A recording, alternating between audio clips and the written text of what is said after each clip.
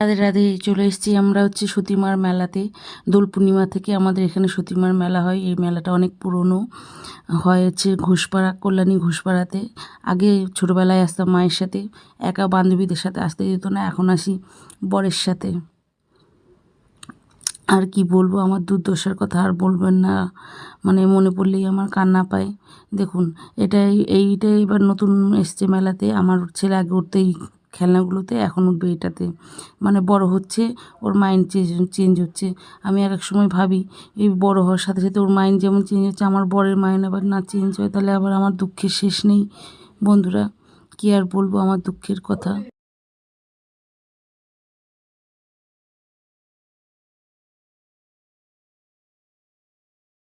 থাক, আমার দুঃখের কথা শুনে আর কাজ নেই, কারণ আমার দুঃখের কথা বলতে গেলে সকালবেলা দিয়ে রাত হয়ে যাইব, তো দুঃখের কথা শেষ হইব না।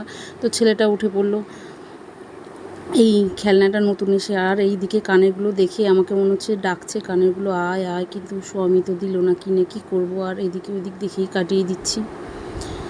একটা কিচ্ছু ঠিক মতো কিনে দিল, এই পুতুলগুলো দেখে বলে কি আয় নিয়ে যা, আমাকে নিয়ে যা, কিন্তু আবার নিতে পারলাম না।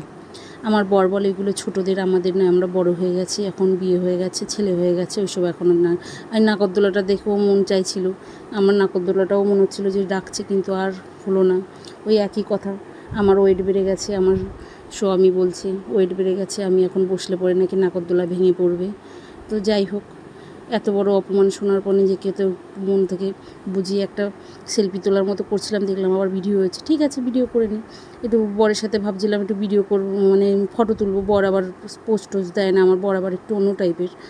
যাই হোক, মেলায় তো যাই পারি টুকিটাকি কিনেছি, পুরো সব কিনতে দেয়নি, বেশি টাকার জিনিস কিনতে দেয়নি। বললো আইসক্রিম খাও, খাই তো নিরামিষ, কিছুতে খাইতে পারি নাই, খাইছি একটু আইসক্রিম আর খাইছি ফুচকা। তো ফুচকাটার ভিডিওটা করতে পারিনি, এই আইসক্রিমটা আমার ছেলের বায়না হয়েছে তাই কিনতে থাকছি। ও বলছিল এর মধ্যে আবার বায়না, এর মধ্যে বলে চকলেট দিতে, আমি বলছি ম্যাঙ্গো দিতে। তো ওই লোকটা পড়ে গেছে দুবিধায়। তো লোকটা দেখলাম দুটোই মিশিয়ে দিছে। তো আমার ছেলে আবার আমার একটু ভিডিও করে দিল, আমি একটু খাইলাম, খাই আবার ছেলেরে খাওয়াইতেছি।